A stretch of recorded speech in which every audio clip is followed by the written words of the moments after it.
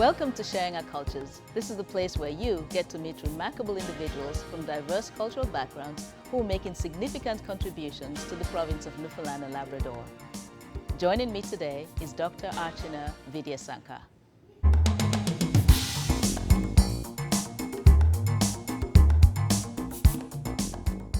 Welcome back to Sharing Our Cultures. And joining me now is Archana Vidyasankar, a psychiatrist practicing here in St. John's, Newfoundland, Labrador. Welcome to Sharing Our Cultures, Archana.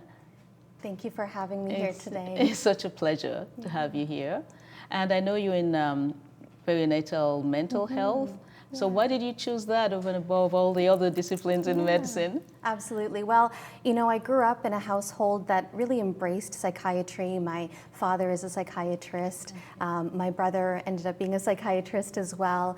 And so I knew it was meant for me going through medical school and training. And then, you know, trying to figure out what specialty, where should I focus my interest, my passion, even within psychiatry. And then I had some children. That did it. That's what turned me. And you know, I have a wonderful husband, and his training took us to Ottawa, and for his fellowship.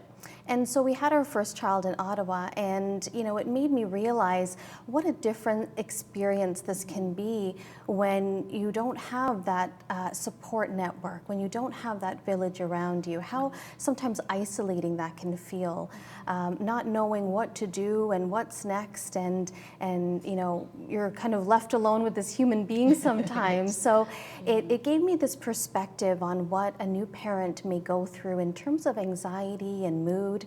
And so I started looking into it and thinking, you know, I can't be the only one feeling this types of feeling, you know, after having a baby.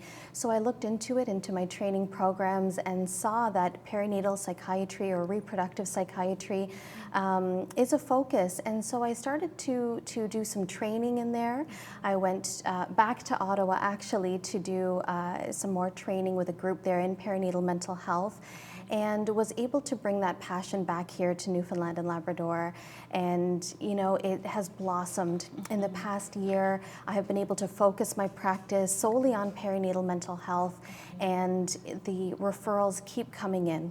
You know, the numbers here are unfortunately high for mood and anxiety disorders with young parents. We have some of the highest rates here in Canada, in Newfoundland and Labrador.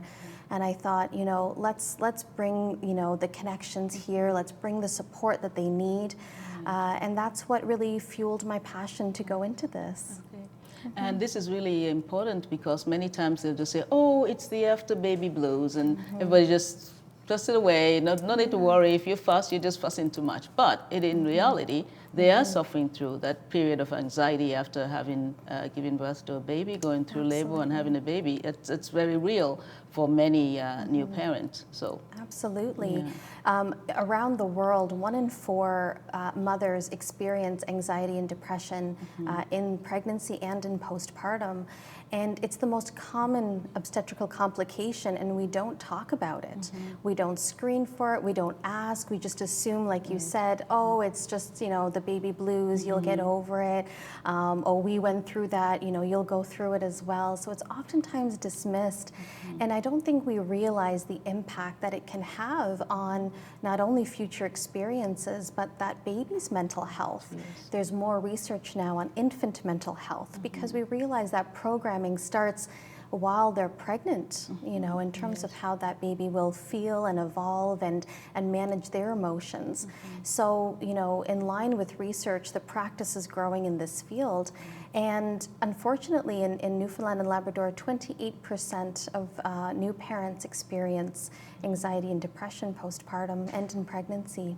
Yeah, even higher now with the pandemic. Yes, yeah, right? And social isolation for many of them. Absolutely, yes. Absolutely. Because I used to think about that when they'd said that, mothers can go into the delivery room but without a companion, you know.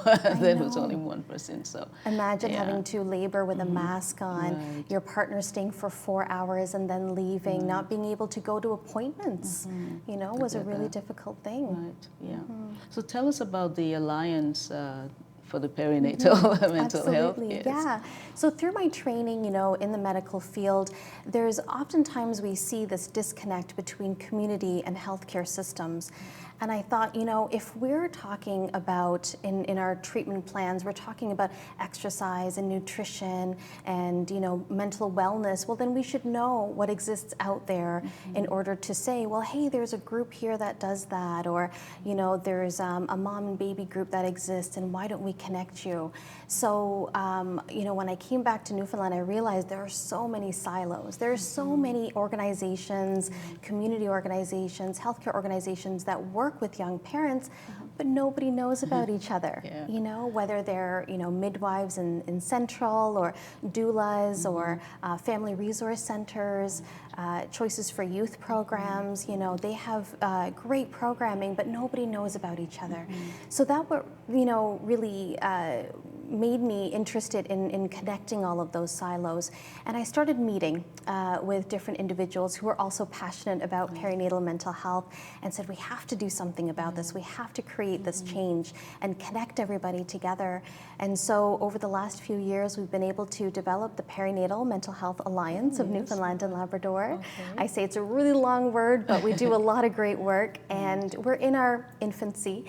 So we are growing as an organization, but our goal, is to help connect, help information share, and make sure that people are aware that people are out there, groups are out there to help support young parents. We've done some great online events and forums as well when the pandemic was not in our presence. And we have some really great goals to create systemic change in the province and really change the culture of mental health, but also especially perinatal mental health. And really support the young families. That's what it's all about here. Right, There's a lot of talk about the health accords and changing our healthcare system and delivery. And we really want to focus on where it really starts. It begins in pregnancy. It begins in that infancy. And if we can catch, create, and support young families there, that will change the lives for generations. I totally agree, because in some areas, sort of the breastfeeding, they've been able to do a lot of work in terms of connecting mothers with other breastfeeding mothers, helping mothers express their milk and have it prepared for their children if they have to be away. So it can be done. There's a model already that exists. Absolutely. So that's really important, because I sometimes also think of newcomers who are new to the province and mothers, and English is not their first language, and then they're in the hospital and they need support.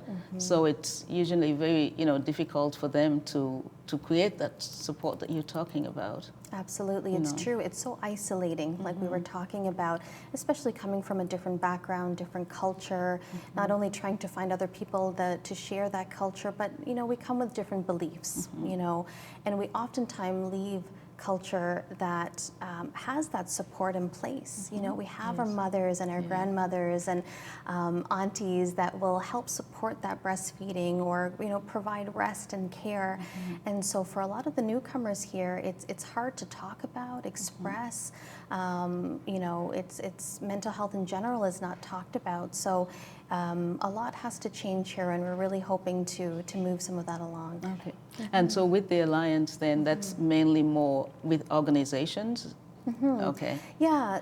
And how do people in the community then, individual parents, connect with that? Absolutely. Okay. So we're still, figuring out what membership looks like, what the organization looks like. We want to create this shared space that, individuals and families can connect with organizations, but also organizations can connect with each other. Right. So they can be aware of, what the family resource centers are doing and the midwives are doing, who the doulas are that are out there that can provide that support, but also connect those individuals. So currently on our website, we have a list of resources, professional tools, but also the resources for young parents that list, who is out there doing therapy, who is out there doing a mom and baby group, what are some online kind of mindfulness or meditation tools that can help in this time. So our goal is to connect, really. Right, and that's great, because if there's just one place that they can go, as you say, it's your website, and they can find all these resources,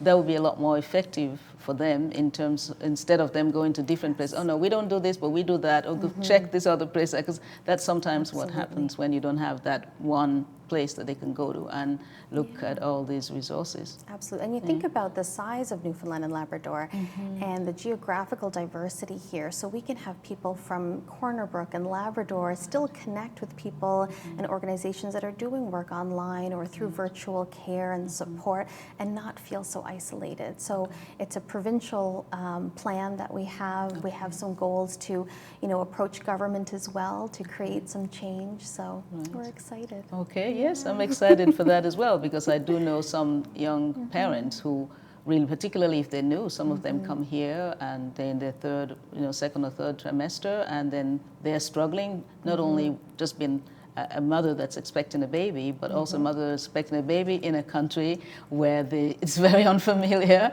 and the language is not the same. So that's all that adds to the anxiety and depression that they experience. So I'm really happy that that's an area in which you're working and helping here. Okay, so we're going to be right back, and we will talk some more about Archana's work and look at what it's like for the South Asian community here.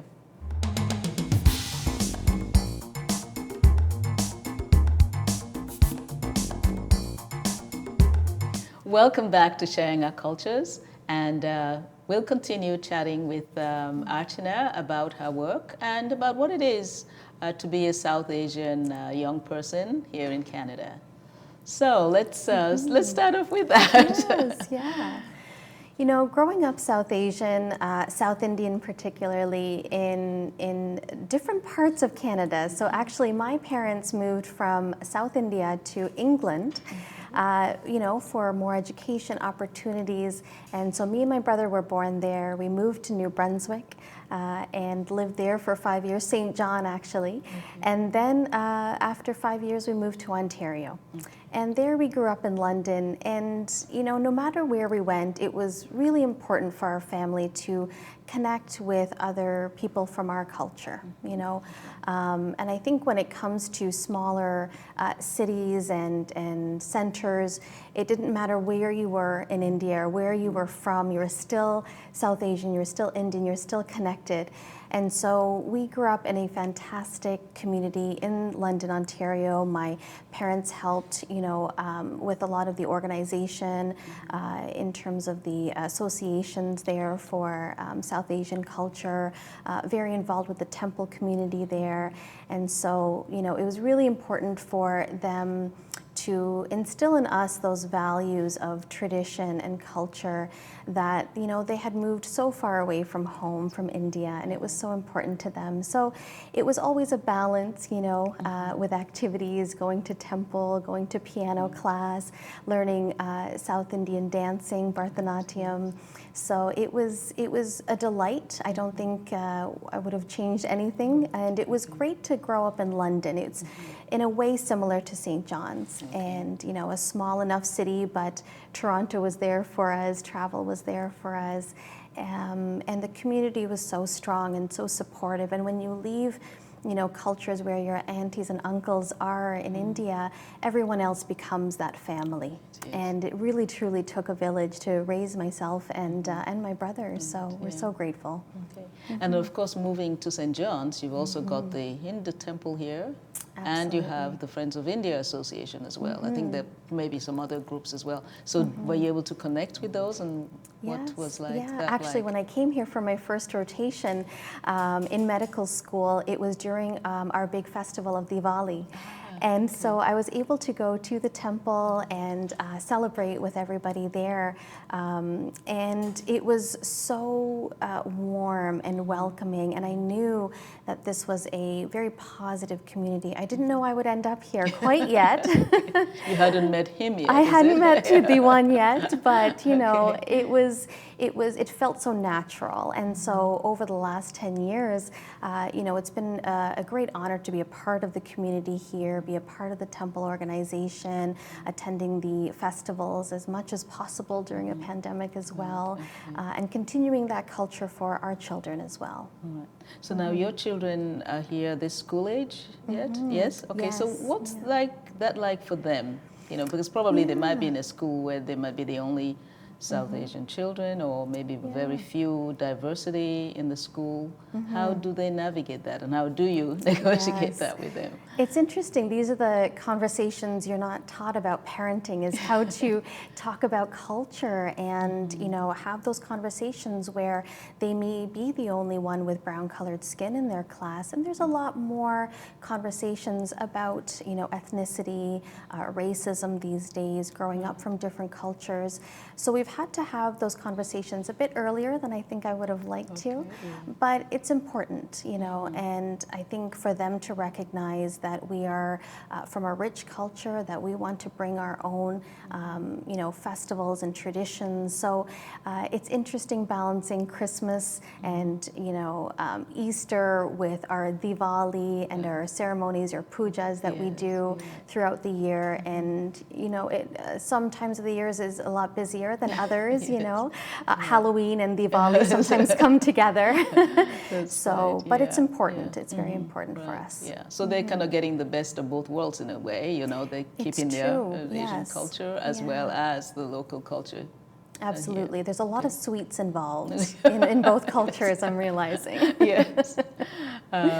So with the students that we work with mostly, well, mostly high school students, and we try to expose them to various role models, mentors, to help them, particularly if they're new here, as you said, that they're here without the aunties and the uncles they can look up to, and but we say the whole village raises the child, right? The whole community. So we're exposing them to people in various walks of life and various professions, and we encourage them to pursue and to aspire to whatever is their passion that they want to go. So I'm thinking, when they listen to you, and you've achieved so much, how would you encourage them? I mean, if they were thinking, because as you said, mental health is important to everyone, and if they want to pursue psychiatry, for example, or any other medical profession, what would be your recommendation? What do you suggest to them? Absolutely. I would say that, if you are interested in really learning about an individual, their whole background, their history, their childhood, their experiences, mental health, psychology or psychiatry is really a great way to understand and help and support an individual. Mental health is very, it's a lot more talked about now than it was back in the day. Sometimes maybe a little bit too much. Sometimes we have to keep up with it and go into those professions that we can help support people who are going through difficult times. And, in terms of the career path for psychiatry or medicine, it's a long road. Okay. It's a very long road. It can take you in different places.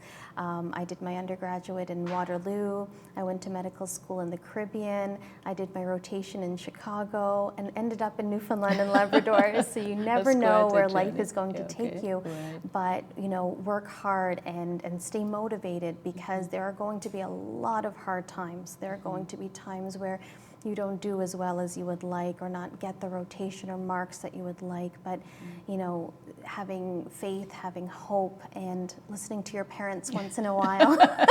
I owe everything to my parents, I do.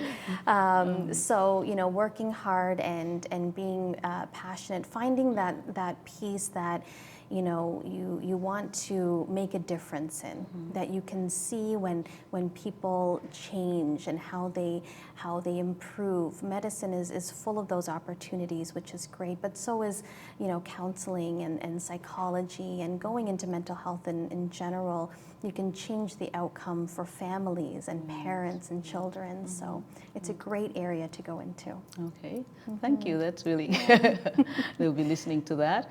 And so during the pandemic, you were able to support a lot of the physicians and other medical professionals. Now tell us about that and what motivated you to to do that. Absolutely, yeah. It was kind of spontaneous. So I started a physician peer support group because we were all of a sudden stuck with these decisions and had this heavy responsibility on how to change our practice, what we're going to be facing in terms of healthcare facilities, exposure. A wonderful mentor of mine in Ottawa actually started a physician peer support group nationwide. Her name is Dr. Mamta Gautam, and it inspired me to say, in Newfoundland and Labrador, we're on a different time zone. We have some nuances, so I said, what would it be like to start a physician peer support group for our physicians? And with her blessing and support, I was able to start a weekly session here, and made some difference. And it was really great to see physicians connecting in a way that, again, with the geography here, is so hard to do. So we had people coming in from all over and being able to share their experiences, because the pandemic was hard for so many people, including frontline professionals and healthcare providers. So it was very nice to see people connect over that shared passion and impact that they were going through. So with this then, were people or physicians from outside of St. John's then, did they participate in this as well? Or are they part of this as well? Absolutely. Okay. So we had people connect every week, every Wednesday night it was going on. Just until recently, actually. Okay. It was people, we had family physicians, we had specialists from Corner Brook, from Labrador, Clarenville, St. John's as well. And it crossed many boundaries, many barriers, many highways and roads. It was picked up by the NLMA, which we were really excited about too. So they were supportive of it too. Okay. And so we're hoping to restructure a lot of the physician wellness and health in our province, because we realize we're up against a very challenging healthcare system, and being connected to one another will go a long way. Right. Yes, I would see something like this actually continuing, because most times they don't have the support from each other because everybody's so busy. And I know there is a shortage of health professionals here, healthcare professionals here as well. So that increases the pressure on the existing professionals to deliver, to meet the patients, and particularly when you had to, everyone had to isolate. So how did that affect your practice then? Absolutely. I mean, we're talking about school closures with young children. That was interesting. Right. It made for some interesting Zoom calls. But it's important to connect and continue to deliver the care the best way that we can. As physicians, we feel that responsibility. The system is difficult, and it is getting difficult with people who don't have family physicians, who aren't able to get that care. Many of us turned to virtual care options, and it was a whole new way of delivering medicine for quite some time, and it wasn't easy. Not only are we carrying the burdens of trying to work from home and manage partners and children, but also take on the responsibilities of our patients and the emotions of our patients. And so it was a lot for a long time. Right, because they were struggling as well, and then they couldn't have that face-to-face contact with you, which is really important. I know you can do a virtual examination, but being able to be face-to-face with your physician or healthcare provider makes a big difference. Absolutely, and there are barriers to virtual care. Not everybody has internet or Wi-Fi or even a reliable phone. We're talking about underprivileged, populations that don't have some of these, what we would take for granted sometimes. So there were a lot of obstacles that I think came to light during the pandemic that we may not have focused on previously. Okay. And what do you think would be some of the solutions to? A few. There's a few things we could do, and I mean, I think the recruitment, of new physicians into this province, to be able to show them that this is a system that can work. We not only need family physicians, but we need specialists as well. It's and we need nurse practitioners. We need doulas and midwives in my area. We need more people to support these young families too. too. You know, we also need the support from the government and to say that, you know, we see you, we respect you, we see how hard this is, what can we do to help you? And so there are some conversations which we're grateful for in terms of reforming the healthcare, but it's a long journey and there's a lot that needs to be done. Right. And we do need more of you. Many more of you and Gokul and many that here, because I think it will relieve the stress that you will have, because there's some physicians couldn't take any more patients, and so that's difficult, and then means makes it difficult for everyone. Yeah. Absolutely. Right. But we're so happy that you've chosen to stay in this province and provide your expertise for prenatal care, mental health care. So we really do appreciate that, and I'm so glad that you were able to come and join us in conversation today. It's really been a pleasure having you. Thank you so much for having me. It's really my honor. Thank you. Thank you. And Sharing Our Cultures will be right back.